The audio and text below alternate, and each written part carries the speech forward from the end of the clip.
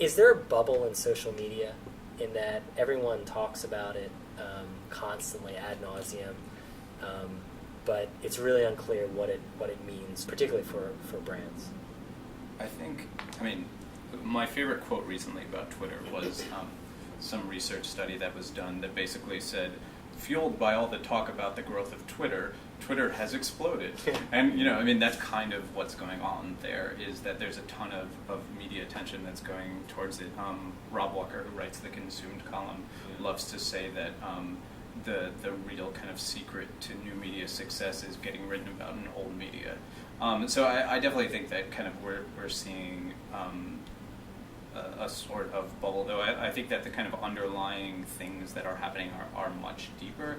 As far as kind of marketers getting into social media, I will say it and then kind of avoid the topic of like getting the word social media, but it's just kind of silly. Everything is fairly social at this point, and will continue to be. So, if the question, at some point, basically the whole web will be considered social media, and, marketers getting into the web is not a bubble. I don't think. There's lots of people spending a lot of time on the internet, and I don't think that's going to change anytime soon. I see no trends that would predict that. So, do I think that, some of the conversations, do I think that like Twitter is the platform or any of these kind of very specific things? Probably not.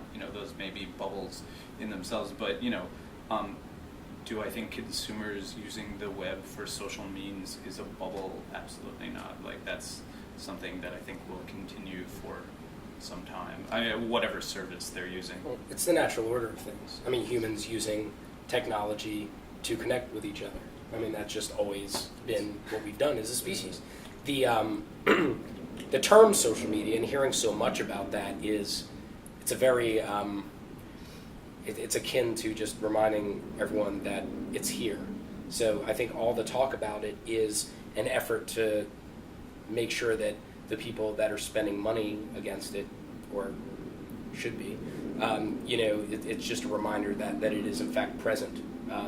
And it turns into an echo chamber, and it's like you talk and talk and talk about it until Oprah says something about it. But at the end of the day, that helps raise awareness.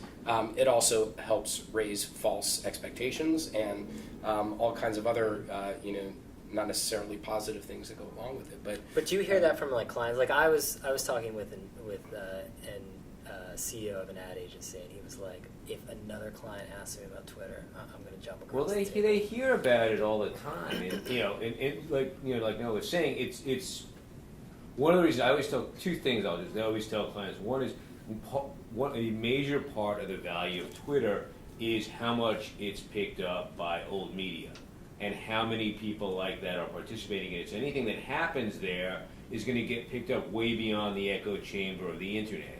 Right, it immediately winds up in mainstream media, or far more than something you compare it to, like Second Life, which was sort of a fad at the time. Right.